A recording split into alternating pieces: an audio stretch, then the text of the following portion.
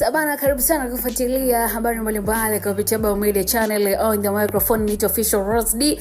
Takina bomba namna hiyo, si ndio? Sasa mimi nikuposha taarifa kabisa ambayo inakwambia kwamba Wema pamoja na Whozu wameachana kweli. Juma Lokole ameweza kuthibitisha siri ya fichuka pia sababu ya kuachana. Mtoto bado mchanga. Haya, karibu sana tufahamu nini ambacho kimejiri kati ya wawili hawa ambao siku za hivi karibuni waliweza kupata mtoto wao wa kwanza wa kiume kwa Wema Sepetu.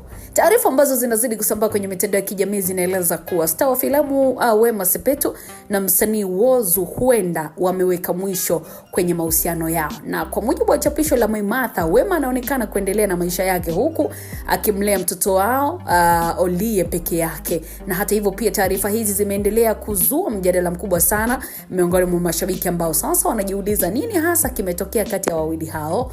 Wengi wameendelea kumtumia Wema ujumbe wa kumtia moyo huku wakisubiri upande wake au Whozu kutoa ufafanuzi zaidi kuhusu hali halisi ya mahusiano yao.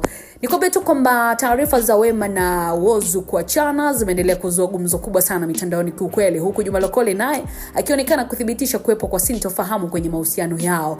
Na katika ukurasa wake Juma Lokole ameandika ujumbe uliowafanya mashabiki wengi kuamini kuwa wawili hao huenda kweli wameachana.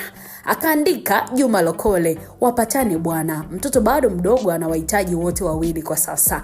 Hili ni chapisho la Juma Lokole katika mtandao wake rasmi kabisa wa Instagram. Kauli hiyo inaibua hisia mbalimbali kutoka kwa mashabiki ambao wengi wao wamekuwa wakitamani Wema na Whozu waendelee kuwa pamoja kwa ajili ya malezi ya mtoto wao baby Olie. Itakumbukwa sasa mtazamaji kuwa Wema pamoja na Whozu walibarikiwa mtoto wa kiume hivi karibuni, jambo ambalo lilipokelewa kwa furaha kubwa sana na mashabiki wao. Je, ni kweli wawili hao wameachana au kuna nafasi ya kurudiana? Endelea kusubiri kupitia updates za Bao Media utakwenda kufahamu kwa ndani kabisa siku zijazo.